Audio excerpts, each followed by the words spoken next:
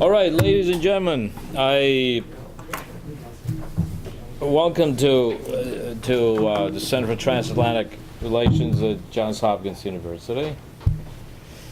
And I'm really pleased to welcome the Ambassador of Austria. Where are you, Ambassador? Where's the ambassador? He's just left. Oh my God. Okay, I'm sorry. You know, you turn your head and an ambassador disappears. I'd really like to welcome General Reinhard Trischak, and it's a pleasure to have you here. And I'm really looking forward to a great conversation. I think it's so important that here in Washington we have some real conversations about where is Europe heading, where is European defense heading. And I'm going to introduce you in a second, but I just want you to know that one of the, I wouldn't say it's worries, but one of the question marks here in Washington, D.C. is what does this really mean for the transatlantic relationship? What does this mean for NATO? Is this something that is going to strengthen the transatlantic relationship, or is it going to weaken the transatlantic relationship? Is it something that is going to complement NATO and the security umbrella that the United States provides, or is it something that is going against that and is going to, as the idea is, as we have unfortunately heard it from some circles, that you can't count on the United States any longer. Europe has to build something. I personally think that's nonsense. I'm one of those who really welcome this growing European cooperation. I think it's timely. I think it's important. And if we do it right, if you do it right, this will really help and complement the transatlantic relationship. So I think it's important you're here. Now, I'm going to introduce you. The General is the Director of the Military Policy Division at the Ministry of Defense in Austria. Prior to this, he was Director of the Concepts and Capabilities Directorate at the EU Military Staff in Brussels and Commanding Officer of the Austrian Special Forces. You should know that Gabor Iglota is one of my closest personal friends. He's one of my personal friends as well. So. There you go. Okay. Well, we can stop talking here. We can have an internal long conversation. Common history. Yeah. Okay. That's great. Also, I would like you to know that we, the Center for Transatlantic Relationship, we have a special relationship to Austria. We have a special relationship to His Excellency, my colleague, the ambassador. And this is the second of, we have established a lecture series. This is the second Austrian lecture series in cooperation with the embassy. And it is important because this is done with the idea that we help prepare the presidency of Austria at the European Union. And this brings me to the topics that we have selected for today. It's one, Austria's position in the European Union. Two, the role of the EU presidency post-Lisbon. Three, Austria's national objectives. And then EU's ambitions. I would say that you tackle these questions in the order you want to. The General will speak for about 20 minutes, and then I'm looking forward to a really good conversation. General, the floor is yours. All right. Thank you very much for your kind introduction. Mr. Ambassador, ladies and gentlemen, let me first of all thank you very much for the kind invitation. It is a professional privilege and a personal pleasure to address such a distinguished audience on a topic which I believe is timely and it is of high importance to Austria as well. Let me also say very informally, it's good to see so many familiar faces again. I didn't expect that here in Washington. If you agree, I would just tackle one topic after the other in the order that you mentioned the topics. I will be very brief on the first three of the topics and probably focus as much as possible within the available time frame on the fourth topic, namely the objectives of the European Union, the global strategy, and the like. Austria's position in the European Union. Well, we have been a member of the European Union since 1995. We have chaired the presidency twice already. That was back in 98 and in 2006. So this will be our third presidency within the European Union. For us, the European Union certainly has a decisive impact on our security and defense policy.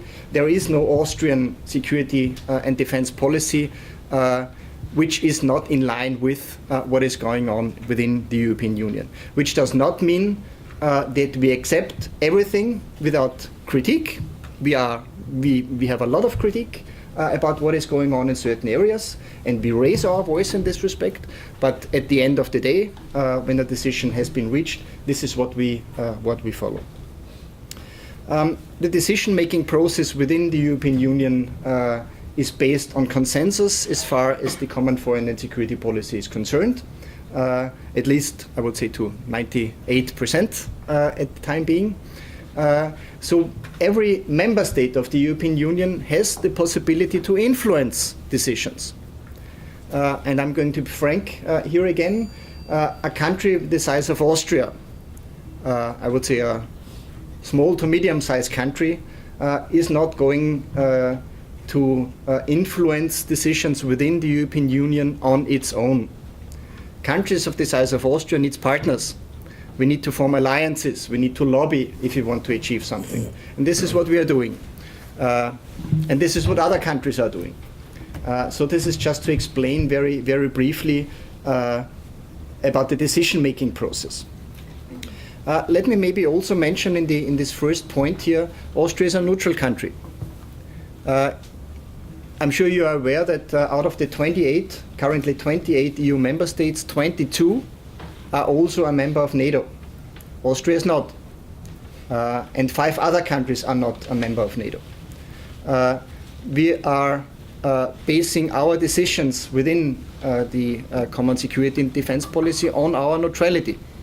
But the current legislation, we have adapted our legislation, allows us to participate to the utmost extent in the common foreign and security policy within the European Union.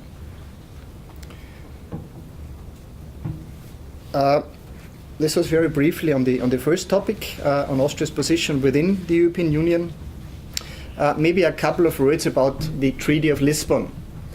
The Treaty of Lisbon has achieved a lot. It has changed a lot when it comes to running the security and defense policy within the European Union.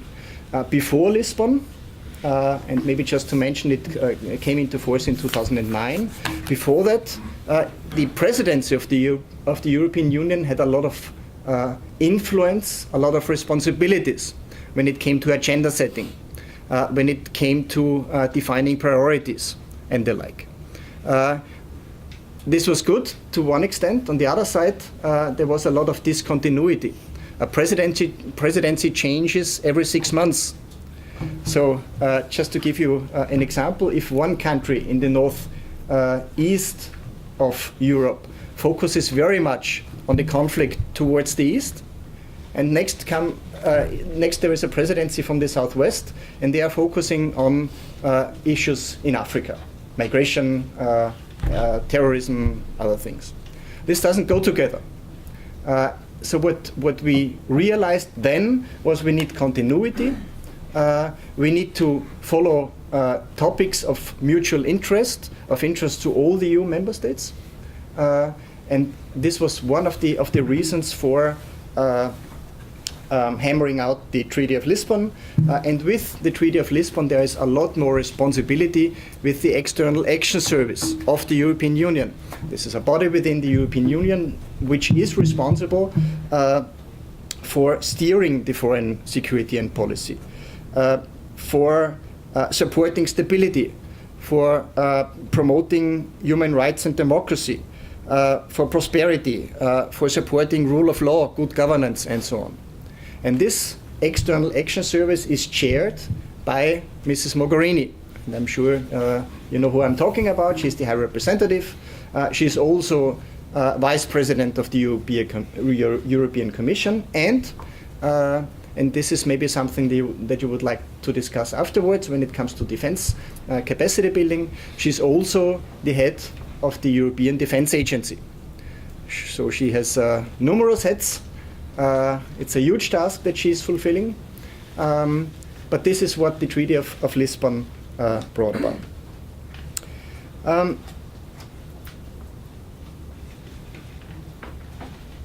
Maybe another word about the role of the presidency as it is today.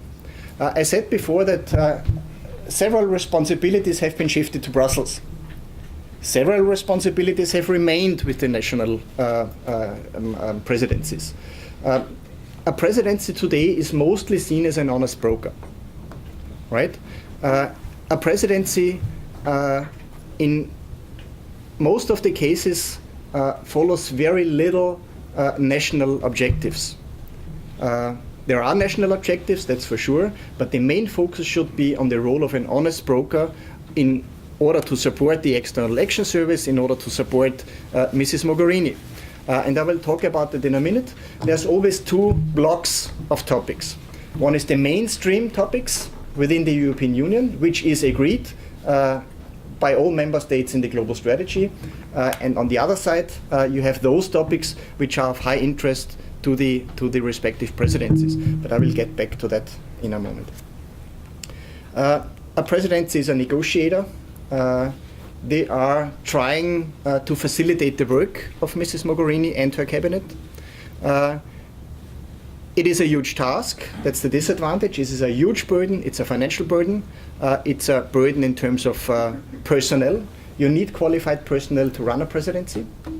The advantage is you are, and I'm a little bit maybe imprecise here, you're very close to the powers in Brussels as a presidency. You're talking to the ones who are defining and running the security and defense policy on a daily basis, to Mrs. Mogherini, to the responsible people in the Commission. Also, and it's, I would say, equally important, to the representatives of the big EU countries, like Germany, like France, like Spain, like Italy, to a certain extent like Poland. So this is the role of a presidency in a nutshell. Now, if you allow, I would briefly talk about our national objectives within our chairmanship in the second half of 2018. Let me start with a caveat here. Whatever I'm going to tell you now has got no political blessing yet in Austria. It has been forwarded. We are quite confident that this blessing will be given, but we are not quite there yet. So that's a little caveat at the beginning. Priority one for Austria, and this is probably not coming as a surprise, is the protection of the outer borders of the European Union. And this, of course, is very closely linked with the experience that we made in the times of the migration crisis, not only in Austria, but in the whole of Europe. This goes hand in glove with the support to civilian institutions by the military. So this is something that we would like to look at within the Ministry of Defense, of course. I'm only talking about the national objectives within our ministry. Second objective is we would like to put the Western Balkans again in the focus of the European Union. The Western Balkans for Austria is of utmost importance, not only again to us, but also to the European Union. We are in, I would say, a permanent contact with many other EU countries, like-minded countries, which are either adjacent to the area, like Bulgaria, Romania, Slovenia, Hungary, other countries, Croatia. but also other countries which have an interest in the area for historic reasons or for other reasons. Netherlands, for example. The UK still before the Brexit. So those are countries which, same as Austria, have a high interest in stabilizing the Western Balkans. I'm not saying that the Western Balkans is not stable, but they are not on a good track. There's a lot of corruption, there's a lot of mismanagement, there is a lot of brain drain, because young people are leaving the areas, looking for their fortune elsewhere. There is a lot of foreign influence on the Western Balkans, from Arab countries, from other countries in the southeast of Europe. And this is something that we would like to put on the table in the European Union and discuss what we can do. One element of the discussion is going to be defense capacity building, or capacity building in a wider sense. This is what we would like to promote. We have been talking with the Bulgarians. The Bulgarians are having the presidency within the European Union right now, and the ones after us are the Romanians. So this is an easy task, so to say, to coordinate our objectives within the trio presidency. That's always the current presidency, the one beforehand, and the one afterwards. And the Bulgarians were already putting the Western Balkans in the focus of their efforts. We will take over, and the Romanians will then go along as well. So this is the plan. Maybe one point that we are looking at as a third topic for our national objectives. This is defense research. Defense research is of high importance within the European Union and its member states. I'm probably going back to defense research in a moment when I talk about the objectives or the current focus of the European Union. All right, and this brings me to the fourth point: EU ambitions and the global strategy. The global strategy is focusing on, I would say, three main areas. One, it looks at, or it puts in the focus the protection of the European Union and its citizens as a priority. Second, of equal importance, is the European Union wants to be able to respond to external crises and conflicts. And the third point is the European Union would like to invest in capacity building of our partners. So these are three priorities of equal importance within the global strategy, and this is what all the efforts are focused on. Maybe one bracket here. We are looking at a common foreign and security policy and a common security and defense policy within the European Union, which is picking up speed. It is deepening, it is widening, and there are several reasons for that. One reason is certainly the security situation around Europe, in the east, in the southeast, and in the south.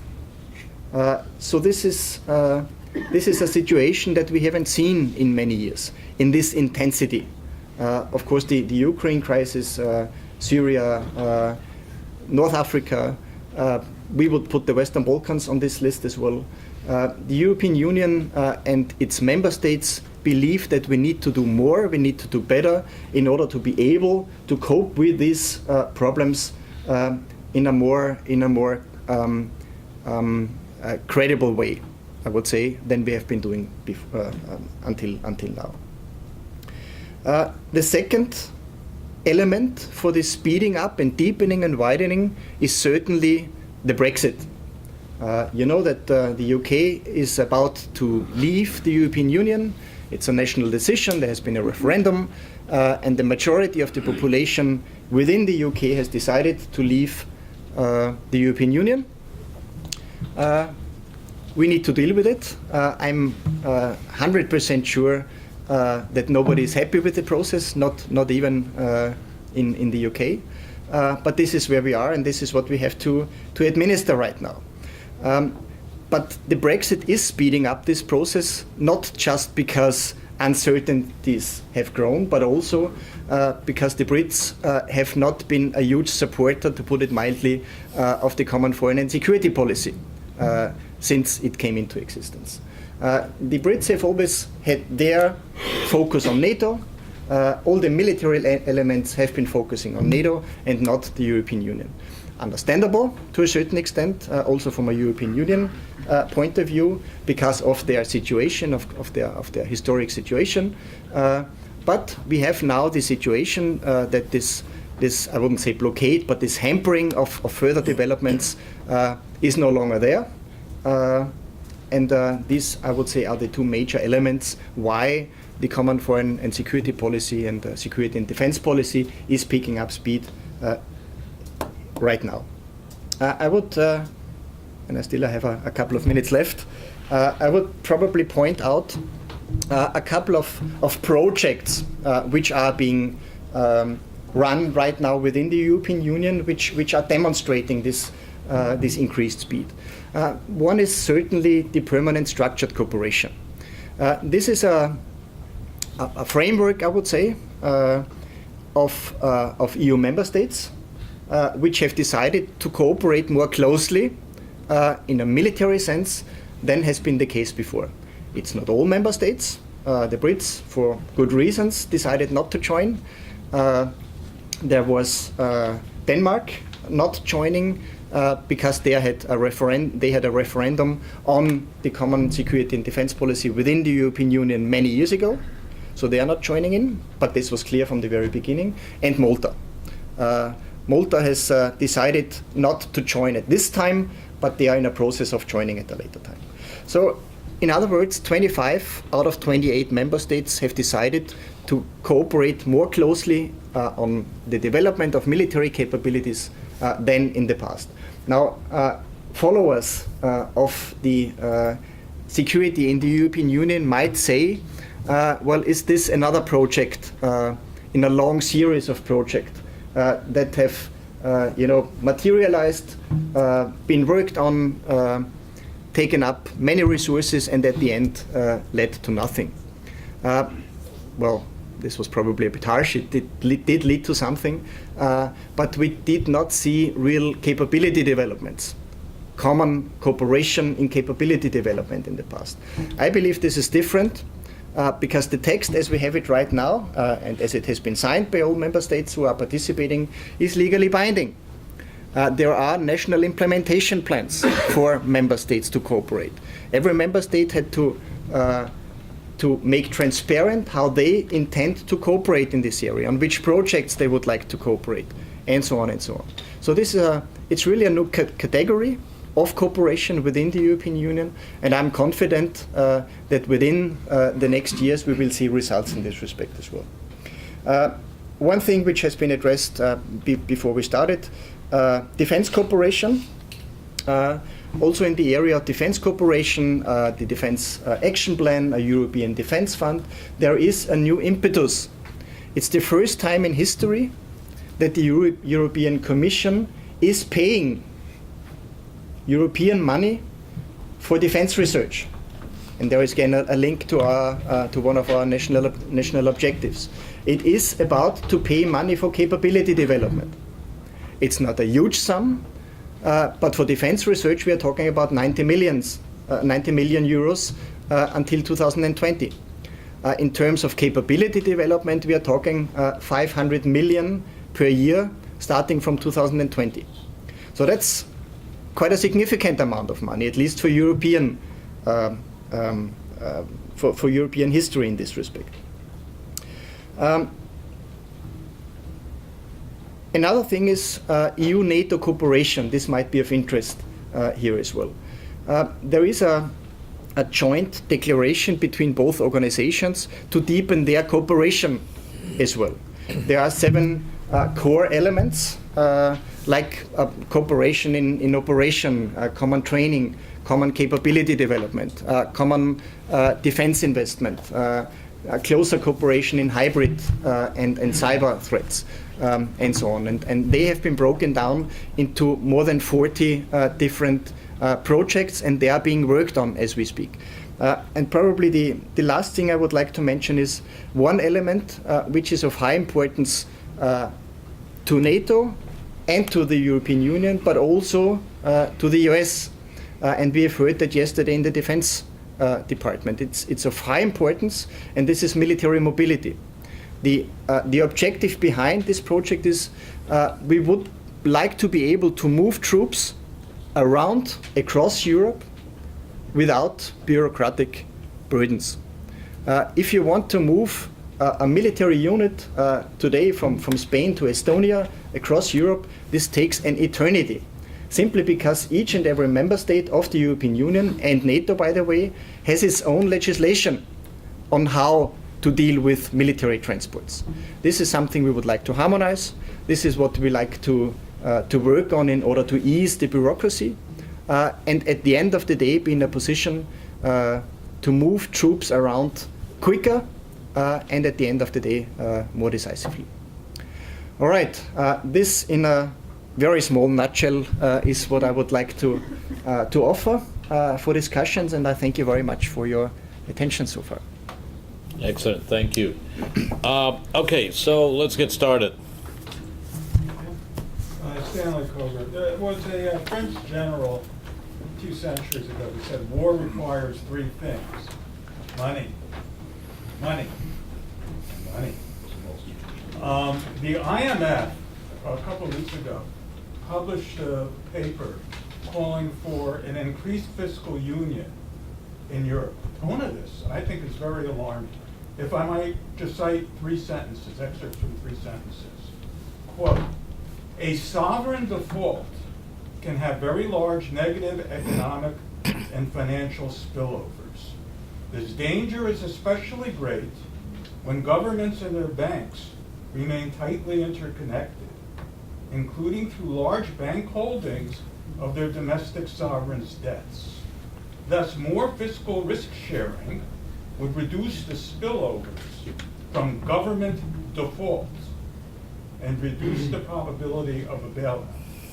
In other words, the IMF is warning of sovereign defaults in the Eurozone. I have not seen this openly discussed like this before. They are calling for basically a German backstop. That's the fiscal union. This is not going to happen. You know, it's all well and good to talk about you're going to spend all this money. But in this situation, aren't you facing something a little bit more serious? Yeah, man. All right. Well, thank you very much for this question. It's fascinating, and I fully agree. This is the basis for considerations. It's money, and it's more than money. It's the way of how you deal with the resources available. The fiscal union is an idea of the French president, President Macron. He has been voicing this idea several times. I have to say there has been very little support for this idea from most member states, including my own. I believe we are still a far way from a fiscal union within the European Union. I'm not a finance expert. I do not dare to evaluate if this would make sense or not. I can only inform you about the fact that there is no consensus, by far no consensus, about a fiscal union within the European Union. But the underlying problem, I believe, is not the money itself. The problem is how do you spend it? And as long as next year 27 EU member states maintain, 25 military academies, national defense academies, so many different types of aircraft, of tanks, of artillery. As long as this is the case, we are not spending our money wisely. And it was Secretary General Solana who always said we need to spend more, yes, but we need to spend better as well. And this is today more true than ever. There is enough money around. I'm not scared about the money. There is enough money around. We just need to spend it better. That's the main thing about it.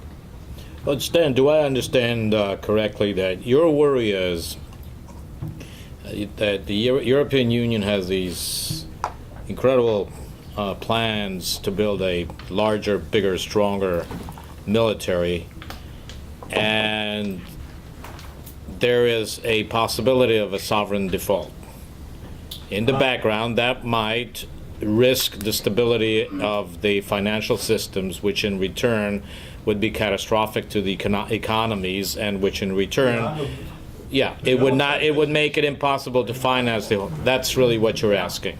You might be facing a more urgent domestic situation in this. I mean, they're too delicate to say this, but I think they're looking at Italy. Yeah, When they talk about the holding, the banking system, and this has been the concern. They won't say it explicitly, but I'm a little amazed they've gone this far. To put this out in public, sovereign default, government default. I have not seen this before at that level. General, may I ask you, for the Austrian presidency, is it going to be one of the priorities to start a serious debate inside Europe about the importance of defense, security and defense? To put that in the front burner, because societies don't seem to prioritize defense. They look at all the other problems and they say, well, all this can come later. And I just wonder, maybe it would be a great moment to start telling the Europeans, don't take your security for granted. We will have to spend more, and you will have to understand that there will be less money available for a number of other things. But you can't go from bigger spending, from this very little, relatively little, and unstructured spending to a more structured and bigger spending, unless you have society behind you. Wouldn't it be a task for the presidency to start a serious conversation about this with the peoples of Europe? I would say before Lisbon, totally yes. After Lisbon, no. Because the topic that you've been addressing is certainly a topic which should not be addressed by a presidency within a 6 months period. It took quite a long time to hammer out the global strategy. And the global strategy was not written by EU member states. It has been written by a very small team in Brussels and then negotiated with, I would say, the major EU member states. And still it was a very arduous process, a long-lasting process. If you start debating on a basic topic like that, and this topic is stemming or coming from one presidency, which is not even a major player within the European Union. I don't think it would be, we would reach the end of this discussion within our 6 months period. And there's certainly no willingness, and I'm going to be very frank on that as well, to introduce a topic like that to Brussels. The External Action Service, Madame Mogherini, they wouldn't accept a topic like that, for good reasons. Well, just to let you know, this Center for Transatlantic Relations would be very supportive if Austria tried. Okay, next question, please. Yes, please. Thank you. What you mentioned that one of the major goals of the presidency is to implement the global strategy. And the EU global strategy is the first fundamental document which looks outside the European Union. All the other documents, even foreign policy, there is internal coordination procedures. One part of the global strategy focuses on the sectorial strategies, which especially mentions civil-military cooperations and peace operations, qualification of the better qualification of the soldiers.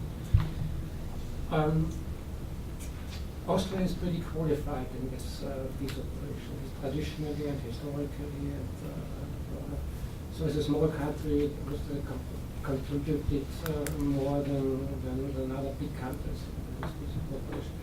And the European Union, after all, or not the European Union, Europeans, after all, have about 60,000 troops deployed outside in various operations, UN, NATO. Oh, you mean the member states? So yeah, The yeah, member okay. states, yeah, yeah. Mhm.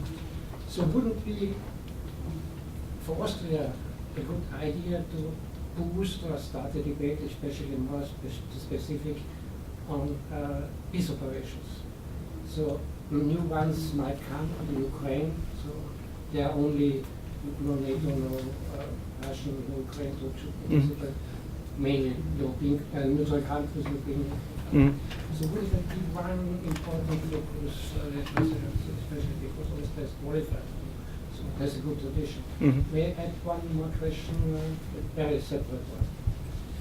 Because you mentioned this PESCO, linked to the PESCO, loosely linked to the European Defence Industrial Development Program, and some American, because of transatlantic relations, some American companies were waiting to participate in this program, get a foothold in the European defence market. Is this going to happen? Otherwise, but on the other hand, of course, Europeans might just rightly ask, what about the American market? Are the Europeans allowed to participate, to go into the... So is this still an open question? Mhm. Okay. If you agree, I will start with the second question. Yes, this EDIP is of high importance, and there is also a high interest from the US side to participate and to get into closer cooperation. And it has been discussed. The main interlocutor, I would say, for this initiative is the European Defence Agency. And the European Defence Agency decides on applications like this by consensus. We have, in order to start a process like that, you need to have an administrative arrangement between the respective country and the European Defence Agency. And there has been this proposal from the US side to work on an administrative arrangement, but there has been no consensus within the participating member states in the defense agency. The main arguments against an administrative arrangements were mostly going along the line that a huge defense industry like the US industry would simply swallow the European industries. So this is the main reason why several member states have spoken against an administrative arrangement with the US. And there has been a meeting between Defense Minister Mattis and the chief executive of the EDA last week in Brussels, and this was the content of the discussion. This is what Ambassador Domek told Defense Secretary Mattis. So this is where we are on this. I'm sorry? Is it open for US companies? It's not. No, it's not. No, there's no consensus on a deepening cooperation with the US in defense procurement, armament capability development, and so on. But that cannot go on forever, because I believe competition is good, and well, I understand. I understand. I totally get it. I totally get it. But sooner or later, I mean, Europe will have to open up. Simply because I believe that technology is so much, it's becoming so competitive that I think it would be good for Europe to have an American, maybe a stronger American presence. Also, when it is building its new, I mean, I just don't believe that keeping the U.S. out of this forever is a good idea. While I do understand why they are doing it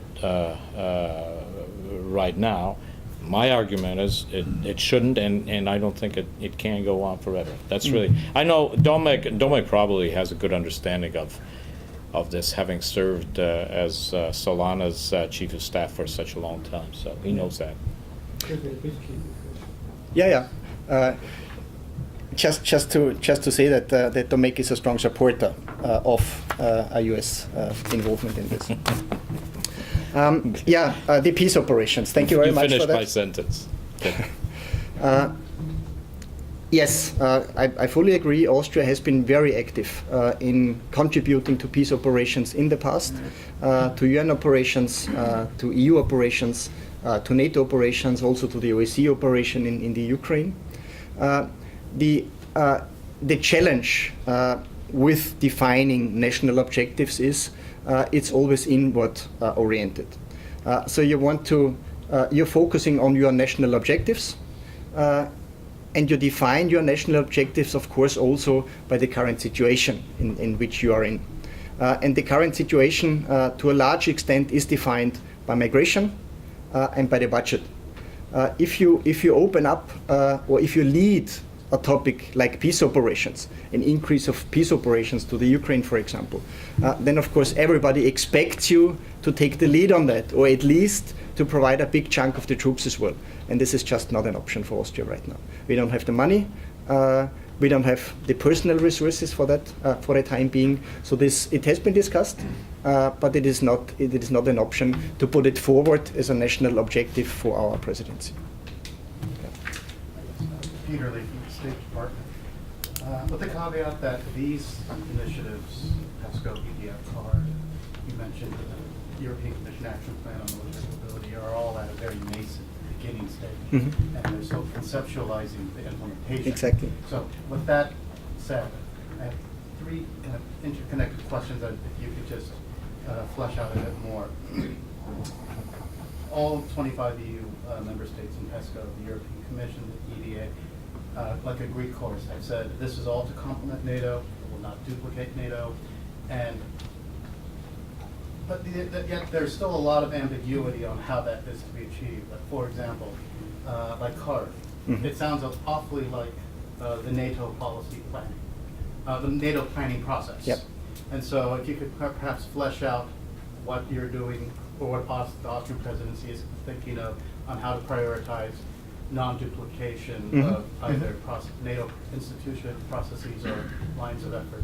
The next question is on similar on military mobility. You mentioned the 5 EU member states in PESCO, not in NATO, but then there are non-EU member states who are NATO allies.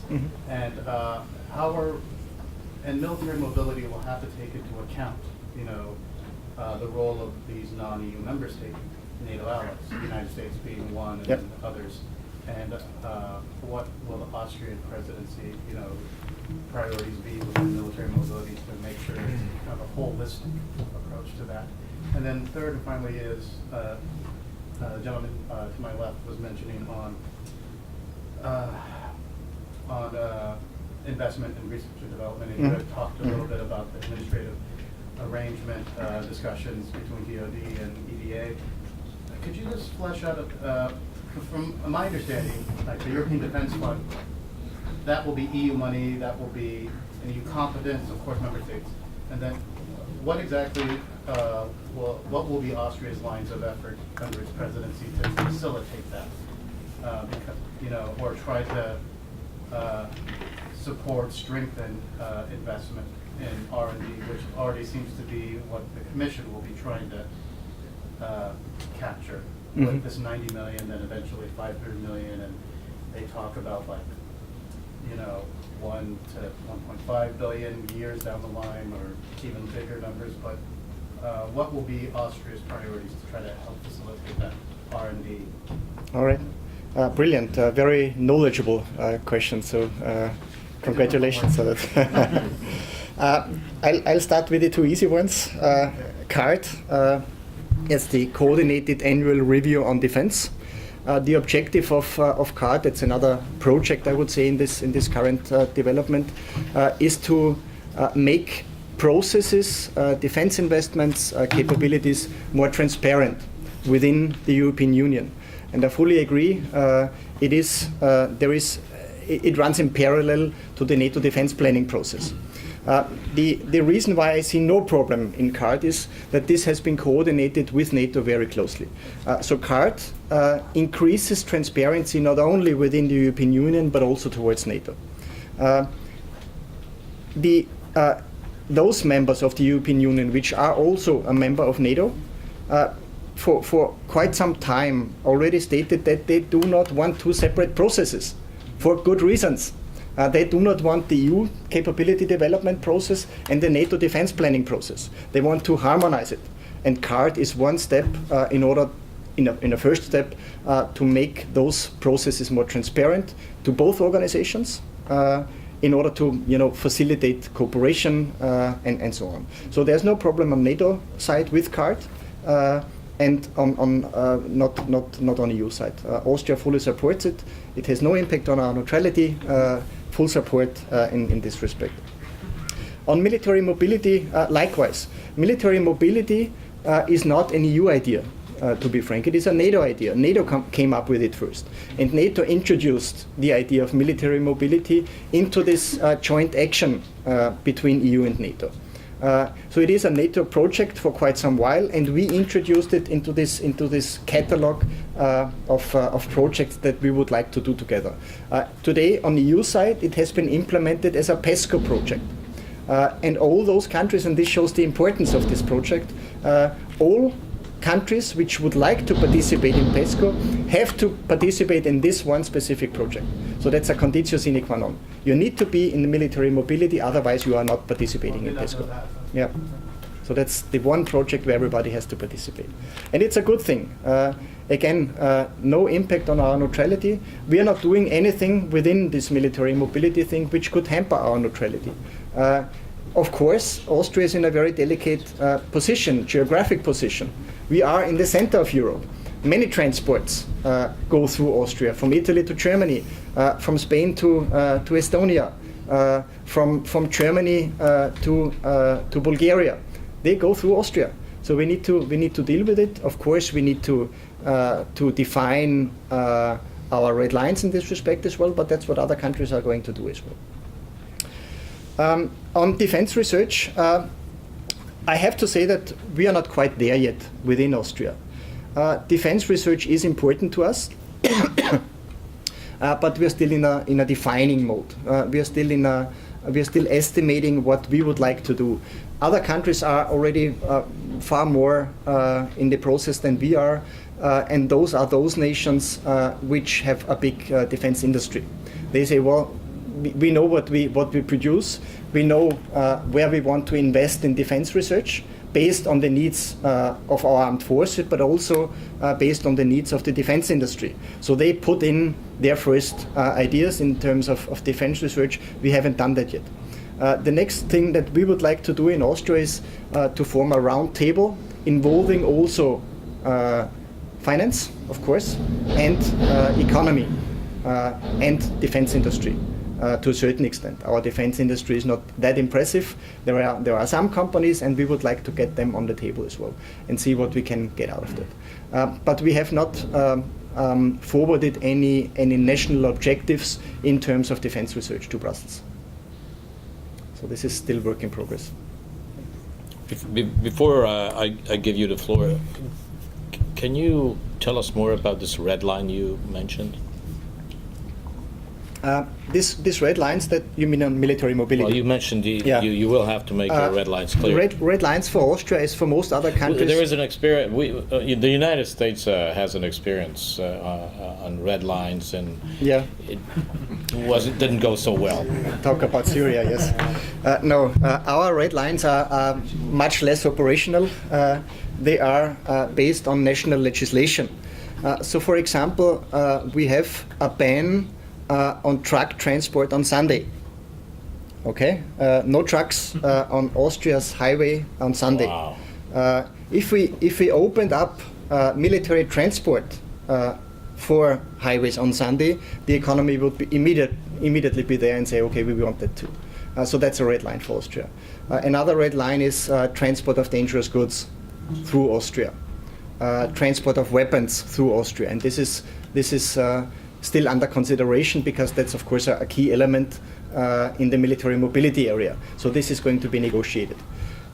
Oversized vehicles is something that needs to be discussed. We have a very strong national legislation on oversized vehicles. They need to be accompanied. It has to be there has to be information about that beforehand, and so on and so on. So this is what's under consideration. This is what is being negotiated right now, and then at the end of the day, we will see where we are. But Sunday and holidays, this is one very important thing. Pete? Just a clarification question. First, my Presbyterian father would be very happy to hear no trucks on Sunday. Because he believes in the Sabbath. But when you say no transportation of dangerous goods, that includes hazardous materials? Yes. Fuel? Okay. Yes. Not fuel, no. Chemical stuff, things like that, yeah. You first, and then the gentleman to my right. Thomas Ernst, German Defense Association in Washington. First of all, trucks on Sundays in Germany are also not allowed, but we make reasonable exceptions for perishable goods. So there are possibilities besides red line. But one question I have in my country at the moment discussed is yet another force-generating initiative by President Macron of a European, call it joint task force, including offers to Great Britain. Mm-hmm. So we are not talking about NATO, we're not talking about the Union, we're talking about yet another coalition of the willing, but in a European context presented by France. What's Austria's position? Thank you very much for that. We have had a very close look at this French proposal. I'm going to Paris next week and discuss with the French what's behind. I have to say we are, in general terms, supportive to whatever increases or strengthens CSDP. There's no doubt about that.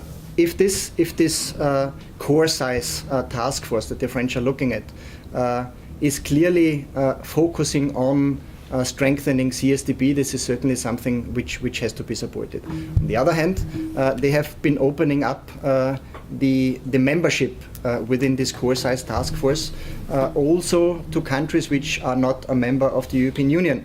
And there is one specific country where we are a bit hesitant in this respect.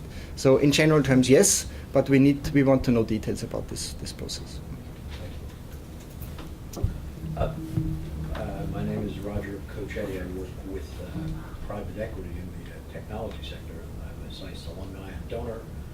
And my ancestors happen to be Austrian, so particular interest. But I have a broad comment which I'd like to invite you to react to, because the European security environment has been remarkably stable for the last 70 years. Even with the breakup of the Soviet Union, stability has really kind of been the fundamental feature. But I don't think Europe has the luxury of controlling that environment as we look to the future, both to the east, where the Russians appear to be determined to regain some of their position that they had previously in the Soviet Union, and to the west, where the Americans are, if anything, reconsidering their attitude towards Europe. It's important as an American, I think, or you visiting the United States, for you to recognize that in the last election, there was absolutely nothing that Donald Trump and Bernie Sanders agreed upon except pull back from Europe. There was absolutely nothing that Jill Stein and Rand Paul agreed upon at all except pull back from Europe. And this president has made plain that these rich Europeans are taking advantage of us. He said it yesterday. He probably said it again today. And I would not be the least bit surprised if Steve Bannon doesn't run for president in 2020 and the platform pull out of Europe and every American gets free education and free health care. So no matter what happens this week or this month, there's an underlying issue that's pushing in the United States, and there's obviously one in Russia, so that the environment within which, that stable environment within which Europeans have had the luxury to sort of think about things is likely changing on both sides.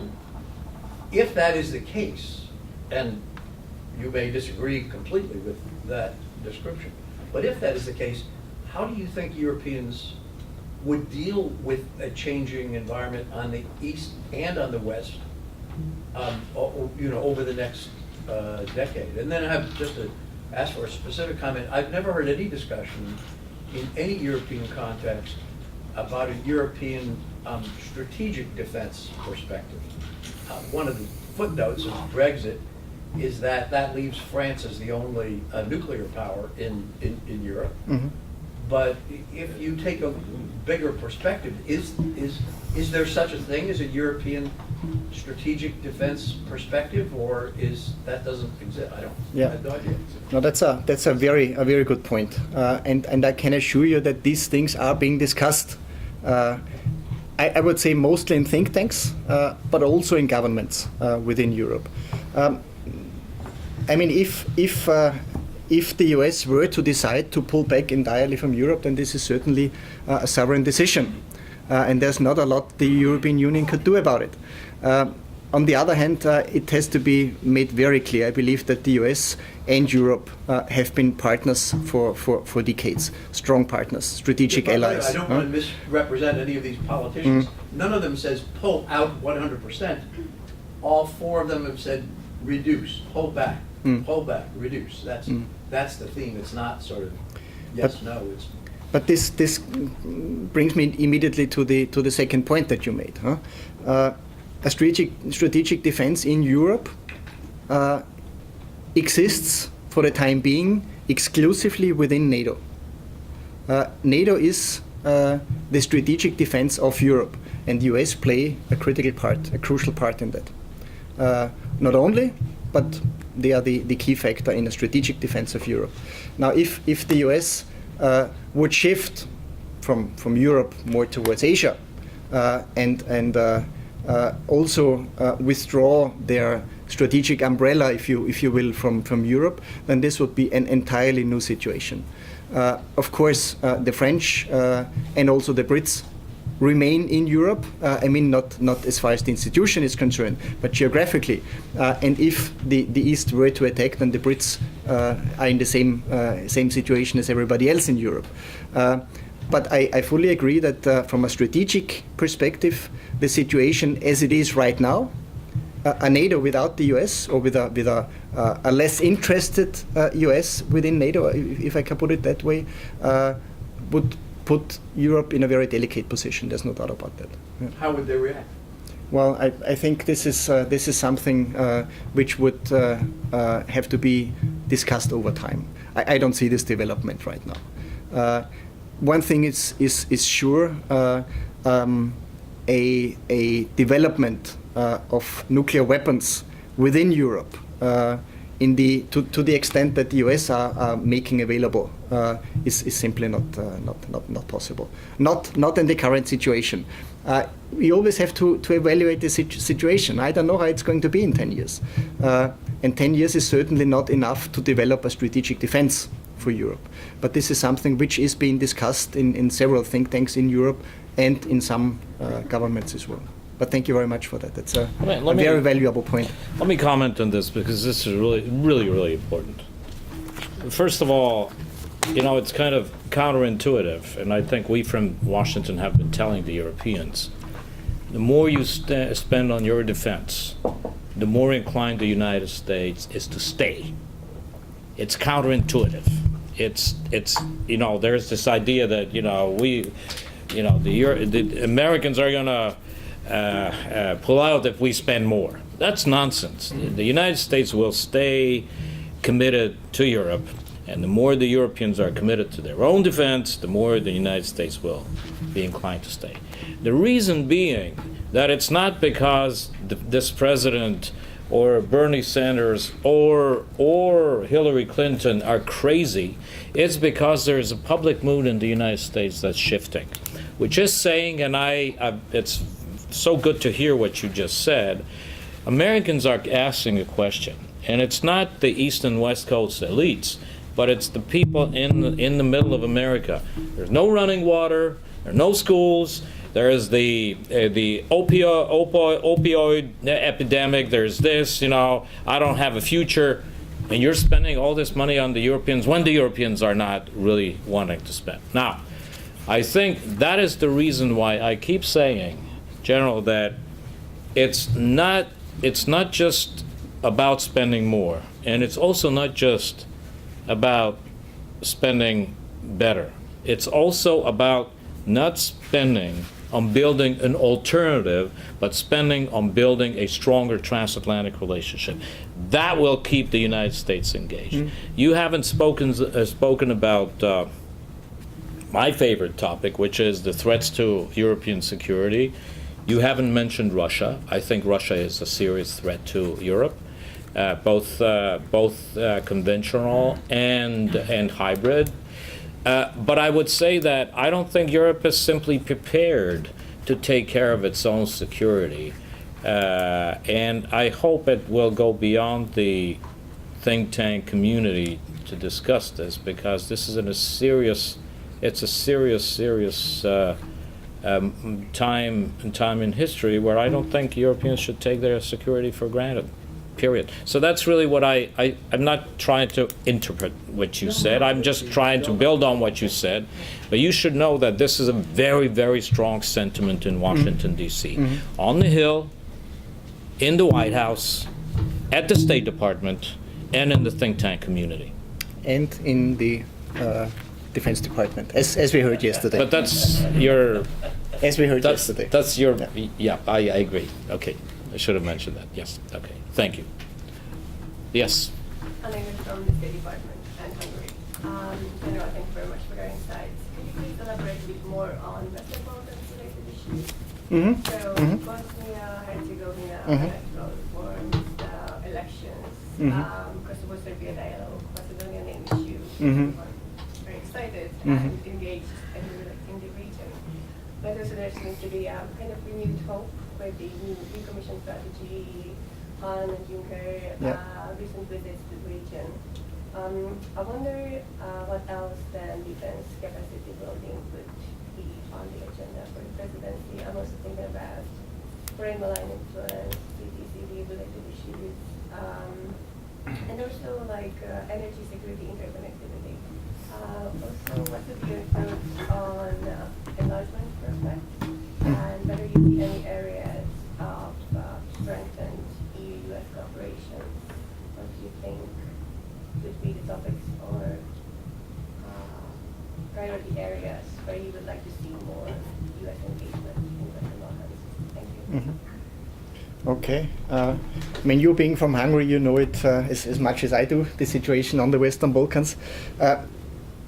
Let me maybe start by saying that the Western Balkans is the focus of Austria's security policy, security and defense policy. We have been investing heavily in the Western Balkans over the last 20 years. Personnel, finance, there is a huge investment from Austria on the Western Balkans. We are the biggest investor in some countries on the Western Balkans. So this makes us a natural, I would say, partner, but also somebody who looks after the interests of countries of the Western Balkans. Now, talking about the Western Balkans as one homogeneous element doesn't work. It is too diverse. If you look at some countries, you have more problems with corruption. In other countries, you have more problems with state building. Other countries, you need to look very much at security sector reform. Other countries are probably a bit more developed than others. There are countries where there is a huge engagement from outside. There are other countries which are looking more to the south. Other countries are looking more to the east. So looking at the Western Balkans in total just doesn't work. You need to, deal with the countries country by country. We still believe that our cooperation process with the countries of the Western Balkans is not finalized before those countries have become before they have been involved in the Euro-Atlantic Partnership more closely, I would say, or institutions more closely than we see today. But they have to deliver as well. It's not just wait and see. It's a delivering process as well. And this delivering is missing in some of those countries. Whenever I travel to countries in the Western Balkans, this is what we tell them. And Foreign Affairs is doing the same in Austria. It's carrot and stick. We tell them, yes, we support you. We support you in becoming an EU member. We support you in your process to get, I don't know, a membership action plan in NATO. But you have to deliver. You need to do better. And this is, in some countries at least, what is missing for the time being. So it's to a certain extent frustrating from time to time, but it's challenging, and that's what makes it interesting. I'm sorry, I cannot say anything on energy. I'm not an expert on that. On cooperation with the United States, there is a very good cooperation with the US in some projects that we do on the Western Balkans. If you look to Bosnia-Herzegovina, you have both actors in Bosnia-Herzegovina. You have the EU operation. There is a NATO headquarter. The US is very prominent. They always have the commanding officer, of course, in this NATO headquarter. So there's a very close cooperation in this respect. On the other hand, the US have been very clear that the Western Balkans is our backyard and that we need to deal with it. Yesterday we heard that KFOR, a US presence in KFOR should not be taken for granted forever. So this is what we need to look at. Of course we would like the US to remain with KFOR, simply because they play a crucial role in KFOR. But if they decide to pull out, then we need to look at alternatives in KFOR. So cooperation is crucial, there's no doubt about it. But both sides, of course, need to want to cooperate in this respect. I see it for the time being, but I'm not sure after what we heard yesterday. Increase the peacekeeping troops. If the US withdraws, Austria have to send more peacekeeping. For KFOR. For KFOR, yeah. So Well, make up the money for it. So just don't know where to take them from. No, I mean, there's never going to be a lack of troops in KFOR. Let's be frank about that. There is one country which is very willing to provide troops for KFOR and filling each and every slot in this area. But that's not what we want. Just don't feel bad about not answering the energy question. The CEO of OMV was here and we gave him a hard time. Yeah. Yeah. Sir, in the back. In that context of peacekeeping missions, Where are you from? from Austria, Okay. is Turkey still blocking Austrian peacekeeping missions in NATO? They're not blocking peacekeeping missions. We are participating in KFOR, we are participating in Afghanistan. There's nothing this one specific country can do about it. But what they are blocking is our cooperation in new operations, like Sea Guardian in the Mediterranean. We have offered to provide troops for Sea Guardian about a year ago, and this is still being blocked at NATO. But that's not the major problem. There are other problems with this Turkish blockade in NATO that we are facing right now. Yes, please. Excuse me, may I just very briefly add one thing? The blockade of Turkey has an influence on the troops in the long run, or I would say in the mid to long run. If you want to provide troops for NATO operations, they need to be certified. And this certification process is being blocked by Turkey as well. So right now they are still certified, but this certification or this certificate will expire, and we will not get a new one if the situation continues as it is right now. Please. CARD and NDPP, NATO Defense Planning Process, and this coordinated annual review on defense. You have mentioned it, you have talked about that CARD is basically defense planning of the European Union, kind of, because you will use this process to make sure that everybody, especially the United States, will have a transparent overview of non-duplication in defense planning. That's how I understood it.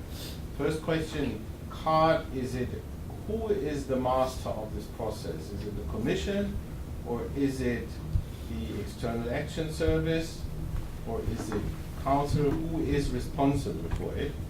And looking at the joint declaration which you mentioned from Warsaw, 2016, which pledges a streamlining of EU and NATO defense planning processes. It's the Austrian position that this is done with CARD. It's enough because its transparency is sufficient to compare at any given time both processes, and so everybody has the assurance who looks at both that there is no duplication in capacity building on one side or the other. Yeah, no, very good point. Let me maybe specify that a little bit.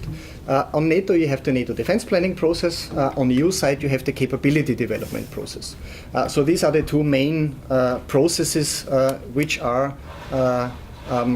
focusing on capability development. CARD should be the tool to make it more transparent for both organizations.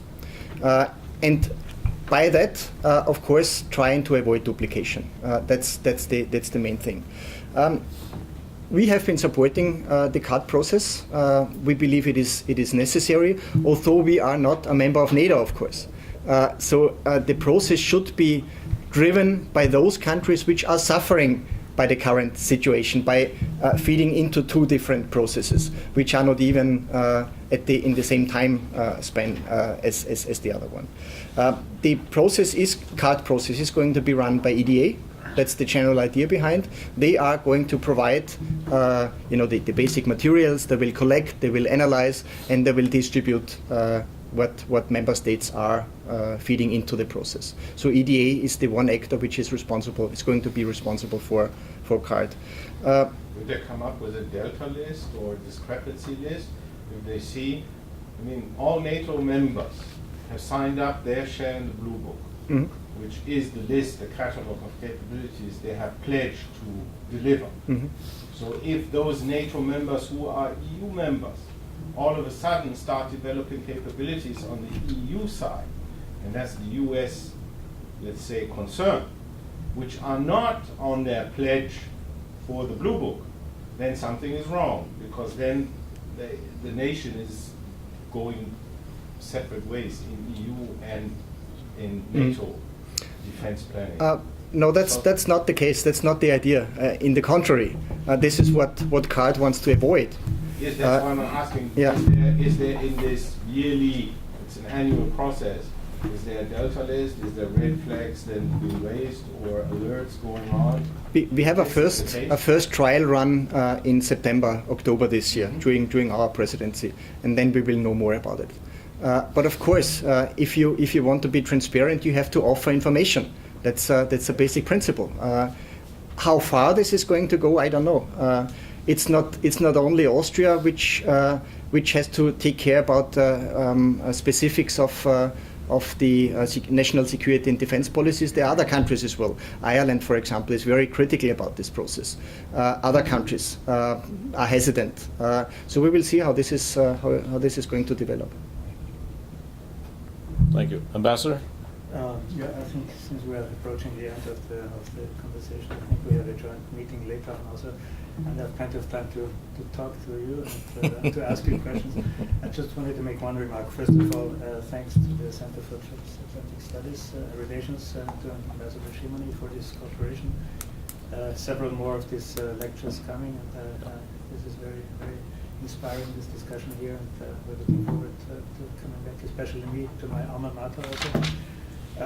But I have one remark. I think that the General has done a good job in explaining the Austrian position, while the official blessing is not given as you indicated in the beginning. And on the other hand, we have our ministers and cabinet members coming out of their offices and appearing before Parliament, like the Foreign Minister yesterday and the Interior Minister today, and already spelling out or detailing in a little more depth what kind of focus we would concentrate on as presidency, apart from the role as mediator and honest broker, which I mentioned.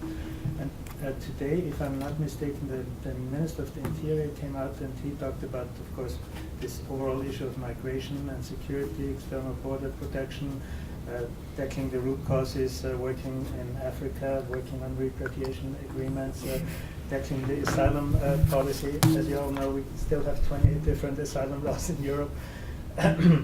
Working out on this difference between the political refugees and the migrants and so on. And in this context, he mentioned that he wanted a major or an additional contribution of Austria, and this is my question, to border protection. And he was specifically talking about a civil police component and a military component. Is this already coordinated between your two ministers? I don't want to get put you in an embarrassing situation now, but it was, since it was public already today, it was made public today. Do you have any comment on that? I haven't heard about that. I know negotiations have been ongoing between our two ministries, not only in the new government, but this has been ongoing for months and I would say 1.5 years already. I'm glad to hear that. This meets our expectations. Brilliant. We will fully support that. But of course, the details need to be negotiated. It's to the question of resources, of course. It's the first question. Yeah. Back to the money question. Yeah. Okay, that was just my comment. Thank you for that. That was pretty much the damn best question of the day, so I really loved it.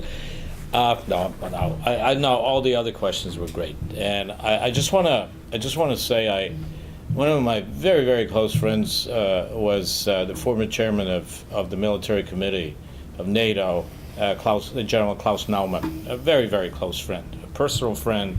And if I've learned more about civil-military cooperation from Klaus than from anyone else in this world. And he once told me that just because we're under civilian control, nobody can tell us not to think. And I just want to conclude by saying that this was a very thoughtful conversation. And knowing the constraints of being a military man, you went way beyond what was expected. I want to applaud you for that. That's why we have think tanks, so that you come here and you talk about things that, perhaps you're not even allowed to talk about, but you know what? You made a very good impression. And I just want to say that I hope you will continue to push the envelope. I know it's sometimes difficult, but I think it is so damn important that a country that is outside NATO, who has a vested interest in the security of Europe, that is now going to serve the presidency of the European Union, that you, the military, also play an important role in this. So I want to thank you for being honest and good answers, and thank you all for great questions and a good conversation. So, Ambassador, we will continue. Sure. This is a really great relationship we're very proud of. Thank you so much. Thank you. Thank you for your kind words. It was very good. Thank you.